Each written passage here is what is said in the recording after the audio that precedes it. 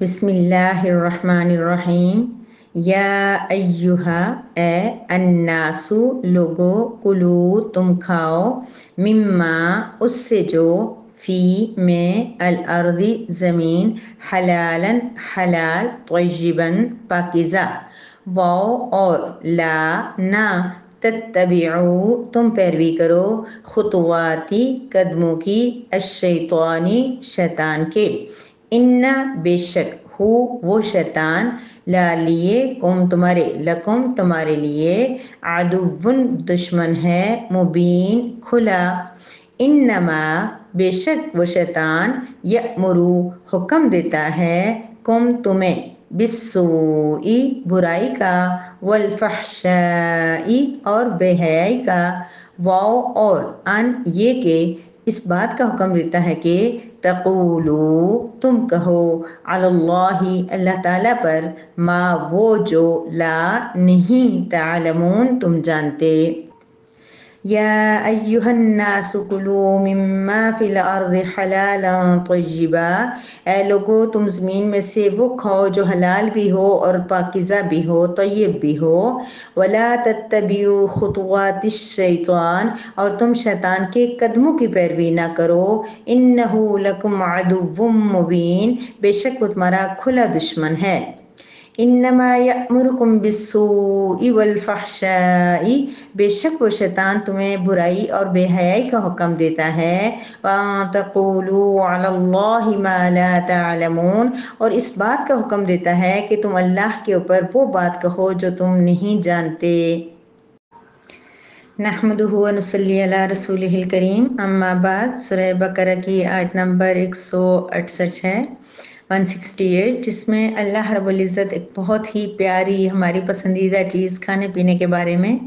اپنا حکم بیان فرما رہے ہیں اور اس کے لیے طریقہ کار وضع فرما رہے ہیں۔ اللہ پاک فرما رہے ہیں کہ اے لوگو تم کھاؤ جو کچھ بھی زمین میں ہے، حلال بھی کھاؤ اور طیب بھی کھاؤ،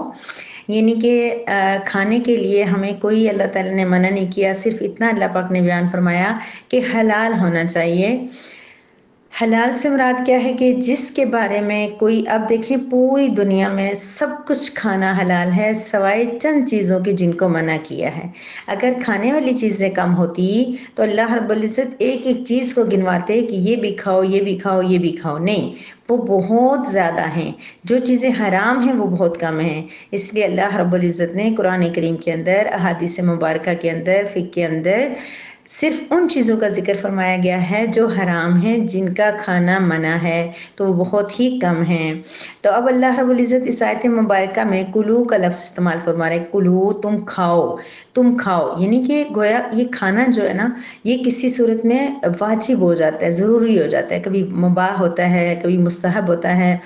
تو یہ الگ ڈیٹیل ہے۔ بہرحال کبھی کبھار یعنی کہ جان کا خطرہ ہو، جان بندے کی یعنی کہ بیمار ہونے کا اور اس طرح کوئی خطرہ ہو تو پھر کھانا ضروری ہوتا ہے، پھر بندہ بغیر کسی وجہ کے کسی دکھ غم میں پڑھ کے تو وہ کھانا نہ کھائے تو پھر وہ گنہگار ہوتا ہے، کیونکہ یہ جسم اللہ رب العزت کی ایک امانت ہے ہمارے پاس، ہمیں اس کا حق ادا کرنا ہے، اس کو اچھا طیب پاکیزہ کھلانا ہے، اور یہ ضروری ہے، حق ہے ہمارے جسم کا ہمارے اوپر کہ ہم اس کو طیب چیز کھلائیں، ایسی چیز جو صحت کے لیے بھی اچھی ہو، جو جسم کو تکلیف نہ دے۔ اور پھر یہ کہ جائز بھی ہوتا ہے، یعنی اور کبھی جو ہم اگر اپنے حلال روزی کے ساتھ ہم اگر کوئی عیاشی بھی کرتے ہیں، کھانا پینا بہت اچھا، الگ بات ہے کہ اس میں پھر وقت کا بھی اور پیسے کا بھی ضیاع اور سب کچھ، لیکن یہ کہ وہ جائز ہے، اس میں کوئی حرج نہیں ہے، صرف کیا ہے کہ حرام نہ ہو، حرام نہ ہو، حرام طریقے سے نہ کمایا گیا ہو، حلال طریقے سے رشوت، سود اور کسی کا حق مار کے اور کوئی جو جاب وغیرہ اس طرح کی کر کے جو حرام کام کی ہو، اس طرح کی کوئی چیز نہ ہو کہ جس کے ذریعے ہم اس مال کو کمائیں۔ جیسے کل بھی میں نے یہ کہا تھا کہ ہم اپنی جاب کے بارے میں ایک نیت خالص کر لیں، اللہ رب العزت ہمارے لیے آسانیاں پیدا فرمائیں گے کہ ہم کم از کم یہ دیکھ لیں کہ جو ہم کما رہے ہیں وہ ڈاؤٹ والی چیز بھی نہ ہو، وہ کلیئر کٹ صاف پاکیزہ کوئی عام ایسا شعبہ ہو کہ جس میں پہلی بات ہے بہت خوش قسمتی ہوگی کہ اگر ایسا کام ہم کر لیں کہ جو ہمارے لیے بہترین بھی ہے، صدقہ جاریہ بھی ہے، ثواب بھی ہے، اور ساتھ ہمیں فائنینشلی طور پہ سپورٹ بھی کر رہا ہے۔ لیکن اگر ایسا ممکن نہیں ہے تو کم از کم ایسا کام کریں کہ جس سے، اور دیکھیں ہر شعبہ، ہر کام اپنے لیے اجر کا، اپنے اندر اجر رکھتا ہے، ٹھیک ہے، کوئی کام ایسا نہیں ہے اگر صرف ہم حرام سے بچ جائیں، جیسے میں نے کل کہا تھا کہ کوئی چیز جس میں ہمیں شک ہو کہ یہ اللہ کو پسند ہے یا نہیں ہے، یہ حرام ہے یا حلال ہے، اس میں گناہ تو نہیں ہو سکتا۔ مثال کے طور پر یہ ویڈیوز بنانا، شادیوں وغیرہ میں ویڈیوز بنانے کا کام کرنا، یا کوئی بے پردگی کا کوئی ایسا کام کرنا جس کی وجہ سے ہم کوئی ایسی چیز تیار کریں، پروڈکٹ تیار کریں اور ہماری وجہ سے کوئی اس کو پہنے اور وہ جو ہے نا گناہ میں ملوث ہو، اس طرح کی کوئی بھی چیز، مطلب ڈاؤٹ بھی ہے اس میں کہ جائز ہوگا یا نہیں ہوگا، ہمیں بھی اس کا گناہ ہوگا یا نہیں، ایسا کام چھوڑ کے کوئی بھی ایسا پیشہ اختیار کر دینا کہ اس میں بھلے محنت لگتی ہو، پیسہ کم ہو زیادہ ہو کچھ بھی ہو، لیکن یہ ہے کہ اس میں کوئی شائبہ بھی نہ ہو کہ یہ حرام بھی ہو سکتی ہے، تو پھر کیا ہوگا کہ وہ بذات خود وہ کام بھی ہمارے لیے اجر کا سبب بنے گا۔ ضروری نہیں ہے کہ قرآن و حدیث پڑھانے کا ہی موقع ملے تو ہمارے لیے ہمیں اجر ملے گا، بلکہ اگر ہم حلال روزی، جیسے آپ لکھا ہوا دیکھتے تھے نا، حلال روزی عین عبادت ہے، یعنی کہ حلال روزی کمانا خود ایک جائز شعبے کے ساتھ وہ بھی کیا ہے، اجر کا سبب ہے۔ اللہ رب العزت کسی کو نامراد نہیں کرتے کہ کوئی محنت مزدوری کر رہا ہے، کوئی جوتے پالش کر رہا ہے، کسی کے جوتے سی رہا ہے، کپڑے سی رہا ہے، کوئی جو ہے نا چیزیں پروڈکٹس تیار کر رہا ہے، کھانے تیار کر رہا ہے، محنت مزدوری کر رہا ہے، گھر بنا رہا ہے، تو کیا وہ محروم ہو جائے گا؟ نہیں، الکاسب حبیب اللہ، محنت سے کمائی کرنے والا تو اللہ رب العزت کا دوست ہے، اس لیے کوئی بھی محروم نہیں رہے گا۔ بس ایک چیز دیکھ لیں میری پیاری بیٹیوں، میری پیاری بہنوں، اتنا دیکھ لینا کہ کوئی چیز ہمارے لیے حرام نہ ہو۔ یہ دنیا ختم ہو جائے گی، یہاں پیسے تھوڑے آئے زیادہ آئے، تھوڑے والوں کی بھی زندگی گزر رہی ہے، زیادہ والے زیادہ پریشان ہیں، لیکن وہ والی لائف جو ہے نا بعد میں آنے والی، اس میں اگر کوئی کمی ہوگی نا تو بڑا خسارہ ہو جائے گا۔ دنیا میں کمی بیشی سب کچھ چلتا رہتا ہے، دن وقت نہیں رکتا کسی کے لیے بھی، بہت کمانے والے بھی پریشان ہیں اور تھوڑا کمانے والے بھی اداس ہیں، تو اللہ رب العزت برحال فرما رہے ہیں کہ تم حلال کھاؤ۔ اچھا، اصل میں یہ آیت مبارکہ جو نازل ہوئی تھی بنی اسرائیل کے بارے میں، کہ ان لوگوں نے بہت ساری چیزیں جو حلال تھی ان کو اپنے اوپر حرام کر دیا تھا، اور اسی طرح مشرکین مکہ نے اسپیشل بہت سارے مردار حرام ہے اس کو کھا لیتے تھے، اور جو حلال جانور ہیں ان میں سے اکثر پہ انہوں نے وہ مطلب ان کے اوپر نام لگا کے رکھ لیتے تھے، یہ پتہ نہیں فلاں بدھ کے نام پہ فلاں کیا ہے، اور سانڈ وغیرہ کے نام پہ ان کو جو ہے نا کھلا چھوڑ دیتے تھے، کہتے تھے ان کو ذبح نہیں کر سکتے، جیسے ہندو وغیرہ گائے کو ذبح نہیں کرتے، یعنی کہ جو حلال چیزیں ہیں ان کو حرام قرار دینا یہ درست نہیں ہے۔ اس لیے اللہ پاک فرمانے کہ تم کھاؤ جو حلال ہے اس کو ضرور کھاؤ، اس کو بلا تتبعوا خطوات الشیطان، شیطان کے نقش قدم پہ مت چلو، شیطان کی بات مت مانو۔ اب یہاں شیطان کا کیا مطلب؟ اس کا مطلب جو ہمیں حلال چیزوں کو حرام کرنے پہ ابھارتا ہے وہ شیطان ہے۔ حرام چیزیں جب ہم حلال چیزیں جب ہم حرام کر دیتے ہیں تو وہ کیا کون کرواتا ہے؟ شیطان۔ اللہ نے صاف کہہ دیا وہ تمہارا کھلا دشمن ہے۔ اچھا، ایک اور بڑی وبا آ چکی ہے، ہر چیز کو کچھ لوگ اپنے آپ کو دیندار شو کرنے کے لیے کوئی کام دوسرا کر رہا ہو اس کو کہتے ہیں یہ حرام ہے، یہ حرام ہے، یہ حرام ہے، ہر چیز کے لیے پتہ ہو یا نہیں۔ اگلی آیت میں آپ دیکھیے گا کتنا سخت گناہ ہے کہ اللہ تعالیٰ کے اوپر ایسی بات کہہ دینا جس کے بارے میں ہمیں علم نہیں ہے۔ تو اب اللہ پاک فرمائیں کہ وہ تمہارا کھلا دشمن ہے، اس لیے اس کی باتوں میں آ کر حلال چیز، اچھا بے دھیانی میں بھی بول دیتے ہیں، یا کبھی ہم اپنے بچوں کو امپریس کرنے کے لیے کوئی چیز ہمیں پسند نہیں ہوتی یا ہمیں کوئی نقصان ہو رہا ہوتا ہے، ہم تب بھی کہہ دیں کہ بیٹا یہ حرام ہے، تو اتنا بڑا یہ گناہ ہے، جائز چیز کو حرام قرار دے دینا، یہ بھی بہت بڑا گناہ ہے جس کو ہم گناہ ہی نہیں سمجھتے اور اپنے پاس سے فتوے لگاتے رہتے ہیں، یہ ٹھیک ہے، یہ جائز ہے، یہ گناہ ہے، یہ صحیح ہے۔ نہیں، ایسا نہیں۔ جو چیز اللہ تبارک و تعالیٰ نے، میں نے جیسے پہلے بتایا کہ صرف حرام چیزوں کو اللہ تعالیٰ نے کلیئر کر کے قرآن و حدیث میں فقہ میں بیان فرما، فقہ میں جو ہے قرآن و حدیث سے استنباط کر کے فرما دیا گیا ہے کہ کون سی چیز حرام ہے، تو وہی چیزیں صرف حرام ہے جن کا لکھا ہوا، ان کے علاوہ سب کچھ حلال ہے، نقصان دہ ہو سکتا ہے۔ اللہ پاک نے فرمایا نا طیباً، طیب پاکیزہ ہو، تو ہم کہہ سکتے ہیں کہ بھئی اللہ پاک نے یہ پاپڑ وغیرہ کھانے سے طیب چیز نہیں ہے یہ، کیونکہ یہ صحت کے لیے نقصان دہ ہیں، یہ بنتے اچھے طریقے سے نہیں ہے، سب کچھ ہم کہہ سکتے ہیں، لیکن ہم یہ نہیں کہہ سکتے بچے کو ڈرانے کے لیے کہ یہ حرام ہے، یہ نہیں کھاؤ۔ نہیں، کوئی بھی چیز، کوئی دنیا کا ایسا کام جو حرام نہیں ہے اس کو حرام قرار دینا بہت بڑا گناہ ہے۔ مدارس کی بچیوں کی اکثر یہ عادت ہوتی ہے کہ وہ ہر چیز کو کہہ دیتی ہیں یہ حرام ہے، یہ حرام ہے، یہ بہت بڑا گناہ ہے، اور تمہارا وہ کھلا دشمن ہے، واضح دشمن ہے، صاف دشمن ہے۔ تو یہ تو کس کو نہیں پتا کہ شیطان ہمارا دشمن ہے؟ آدم علیہ السلام کی اور اس کی جو بات چیت ہوئی تھی اللہ رب العزت سے شیطان کی، جو اس نے وہاں پہ دعویٰ کیا تھا، سب کچھ ہمیں یاد ہے۔ سو ہم نے شیطان کی قدموں کی پیروی نہیں کرنی، قدموں کی پیروی نہیں، وہ آگے چل رہا ہے اس کے پیچھے پیچھے چل چلنا. جو کام شیطان کرتا ہے وہی ہم کر لیں تو شیطان کے قدموں کی پیروی ہوگی. اللہ رب العزت آیت مبارکہ 169 میں فرما رہے ہیں انما یأمرکم بالسوء والفحشاء، وہ شیطان تمہیں بے حیائی اور برائی کا حکم کرتا ہے. کیسے حکم کرتا ہے؟ شیطان تو ہم سے باتیں نہیں کرتا، وہ ہمارے دل میں ڈالتا ہے، خیال ڈالتا ہے یہ برائی، یہ کوئی اتنی بڑی برائی نہیں ہے، یہ کر لو، ابھی کر لو نا، کل معافی مانگ لینا،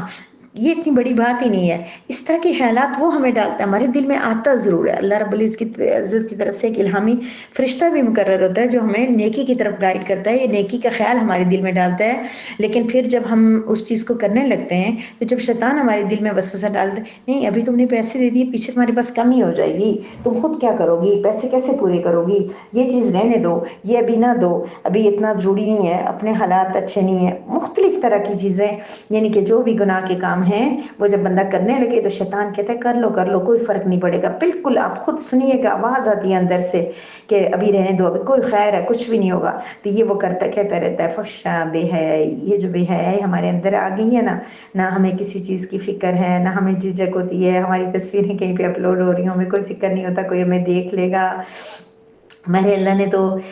جب چہرے کا پردہ ہمارے لیے ضروری قرار دیا، ہم وہ نہیں کر پا رہے، لیکن ہم خود جا کے اپنی تصویریں لگا کے سب لوگوں کو دکھا رہے ہیں. ہمارے پاس بڑا اچھا بہانہ ہوتا ہے، وہ میرے پرائیویٹ لوگ اس میں ہیں، میرے اپنے ہیں، وہ بھئی اپنے ہیں تو ان کا موبائل کیا ہر وقت ان کی جیب میں ہوتا ہے، کیا ان کا موبائل گر نہیں جائے گا، کیا ان کے باقی کوئی غیر محرم ان کے ہسبینڈ بھائی وغیرہ ان کا موبائل کو ہاتھ نہیں لگاتے. اب میرا موبائل ہے وہ تو ہر ایک موبائل کو اٹھا سکتا ہے، کسی کو میں منع نہیں کرتی. تو اسی طرح سب کا موبائل ہر جگہ پڑا رہتا ہے. تو ہم خود کسی کو اگر اپنا آپ دکھائیں گے، اپنی شکل دکھائیں گے تو یہ بے حیائی ہے. پھر باہر نکلتے ہوئے ہم اس چیز کی پرواہ نہیں کرتے کہ ہمارے بازو نظر آ رہے ہیں، ہمارے کپڑے اس طرح کے ہیں کہ ہماری جو ہے نا شیپ نظر آ رہی ہے، یا ہماری صاف نظر آ رہی ہے، یا ہمیں جو ہے نا کسی کو ایسے اٹریکٹ کرنے کا باعث بن رہے ہیں. پتہ ہے نا آپ کو نبی کریم صلی اللہ علیہ وسلم نے فرمایا کہ جو مائل کرنے والی اور مائل ہونے والی ہوں گی، خود بھی مائل کرتی ہوں گی تو یہ نہیں باہر نکلیں پھر کہتے ہیں کہ یہ حادثے ہو گئے، یہ ہو گئے. تو اگر ہم کسی کو ایسا مائل کر رہی ہیں، اتنے اٹریکٹیو ہم کپڑے پہنے ہوئے، ایسے خوبصورت طریقے سے ہم نے میک اپ کیا ہوا، اتنے ہم پرکشش لگ رہے ہیں تو کوئی ہمیں دیکھتا ہے اور ہمیں دیکھنے کا اس کو گناہ ہوتا ہے. تو نہ صرف کہ ہم نے بے حیائی کر دی، بے پردگی کر دی، وہ جس نے ہمیں دیکھا ہے اس کو جو گناہ ہوا ہے وہ بھی ہمارے سر میں ہوگا، اس کو تو ہوگا ہی ہوگا، وہ بھی ہمارے سر پہ ہوگا. تو یہ کون کرواتا ہے؟ یہ شیطان کرواتا ہے. کیا فرق پڑتا ہے اگر ہم بازو پورے پہن لیں، اگر ہم اپنے جسم کو ڈھانپ کے رکھ لیں تو کیا ہوگا؟ مجھے سمجھ نہیں آ رہی کہ کیا ہوتا ہے اس سے اگر ہم چھپا کے رکھ لیں. ہمیں لگتا ہے ہم برے لگتے ہیں، نہیں، اس میں ہم بہت ڈیسنٹ اور بہت پیارے لگتے ہیں کیونکہ ہم مسلمان ہیں. اسلام ہمارا مذہب ہے اور اسلام کی پہچان پردہ ہے. وہ برقعے کے ذریعے ہو، چادر کے ذریعے ہو، جس بھی ذریعے سے ہو، اپنے آپ کو جتنا ہم چھپائیں گے اتنا ہمارے اسلام کو، ہمارے رب کو پسند ہے. بے حیائی کا کوئی کام ہو، خود اکیلے بیٹھ کے تنہائی میں بھی اگر بے حیائی والی ویڈیوز دیکھیں نا تب بھی یہ ہمارا امتحان ہے. ہم اکیلے بیٹھے ہوئے ویڈیو میں ہم کوئی ایسی چیز دیکھتے ہیں جو نازیبا ہے، جو عام لوگوں کے سامنے ہم نہیں دیکھ سکتے، ناپسندیدہ ہے، تو یہ بھی بہت بڑا میری پیاری بہنوں گناہ ہے. ہمیں بچنا ہے ان سے. اللہ پاک نے ہمیں کہہ دیا ہے کہ تمہیں شیطان برائی کا حکم کرتا ہے. جب بھی کوئی کام کرتے ہیں نا، برا کام خیال دل میں آتا ہے وہ شیطان کہتا ہے. بے حیائی جب دل میں آتی ہے وہ بھی شیطان کرواتا ہے. اور تم اللہ تعالیٰ پر ایسی بات کہو جو تو نہیں جانتے. ہم کہتے ہیں قرآن میں ہے، یہ بات قرآن میں لکھی ہوئی ہے. کہاں لکھی ہوئی ہے بھائی؟ بہت بڑا گناہ ہم لوگ کرتے ہیں. جب تک ہمیں کسی چیز کے بارے میں مکمل پتہ نہ ہو اس کے بارے میں خاموش رہ جائیں تو بہت بہتر ہے. اگر 100% ہمیں پتہ ہے کہ قرآن میں، حدیث میں یہ بات آئی ہے تو اس سے کسی سے بات کریں، کسی کو سمجھائیں، وہ دلیل دیں. لیکن اگر ہمیں خود معلوم نہیں ہے، ما لا تعلمون، علم ہی نہیں ہے، تو ہم کیسے دوسروں کو کیوں ہم قائل کریں؟ اس دوسرے کے پاس خود بھی موبائل ہے، اس کے پاس خود بھی علم ہے، خود بھی سمجھدار ہے. دنیا میں عالم بہت ہیں، مفتی بہت ہیں، بہت سارے لوگ دین کا کام کر رہے ہیں، وہ ان کو بتا دیں. اسی لیے میں اپنی پیاری بہنوں سے بار بار کہتی ہوں کہ شرعی مسائل مجھ سے نہ پوچھا کریں. وہ الگ بات میں الحمدللہ سرچ کر کے اور کسی مفتی صاحب کا ہی فتویٰ ڈھونڈ کے پھر پڑھ کے بتاتی ہوں، لیکن میرا اس سے وقت بہت زیادہ ویسٹ ہو جاتا ہے. تو بجائے اس کے بہتر نہیں ہے کہ آپ کسی مفتی صاحب سے مشورہ لے لیں. کوئی شرعی مسئلہ جو مفتی، میں نے کہا ہے کہ میں نے فقہ پر بہت زیادہ عبور ہے، 23 سال ہو گئے مدرسہ پڑھے ہوئے، پڑھا تھا سب کچھ، مسائل پڑھے تھے، بشتی زیور پڑھی تھی، ہدایہ پڑھی تھی، اور قدوری اور بہت سارے مسائل پڑھے ہیں، سارے مسائل کے بارے میں اختلافات پڑھے ہیں، ان کی دلائل پڑھے ہیں، لیکن میری پیاری میری پیاری بہنوں بیٹیوں، وہ جو بڑھاپا آ گیا نا تو سب کچھ بول گیا، کچھ بھی اتنا واضح یاد نہیں ہے۔ اللہ کا شکر ہے جو پڑھا تھا اتنا پتہ ہے کہ بہت سارے مسائل میں کلیئر ہے، اس لیے ان مسائل میں مزید سرچ میں نہیں جاتی، جو مجھے آج تک یاد ہے کہ ہم نے کتابیں کھول کے بخاری شریف، مسلم شریف کے اندر جو ہم نے پڑھا تھا وہ الحمدللہ یاد ہے، لیکن اتنا نہیں ہے کہ ہم تمہیں آپ کو بتا سکیں۔ ما لا تعلمون، جو چیز ہمیں پتہ نہیں ہے وہ اس پہ کچھ نہیں کہنا چاہیے، خاص طور پہ اللہ رب العزت کے بارے میں۔ اللہ نے حلال کیا ہے، اللہ نے حرام کیا ہے، اللہ نے بھیجا ہے، اللہ نے کہا۔ جب پتہ ہے تو ہم ضرور بتائیں، نہیں پتہ تو وہ چپ رہیں۔ نہیں ہم سے سوال ہوگا کہ اس فلانے مسئلے میں کیسے کیا تھا، کیا کیا تھا، ہمیں جو پتہ ہے وہی بتائیں گے، اس کے علاوہ ہمارے لیے بتانا ضروری نہیں ہے۔ وآخر دعوانا ان الحمدللہ رب العالمین۔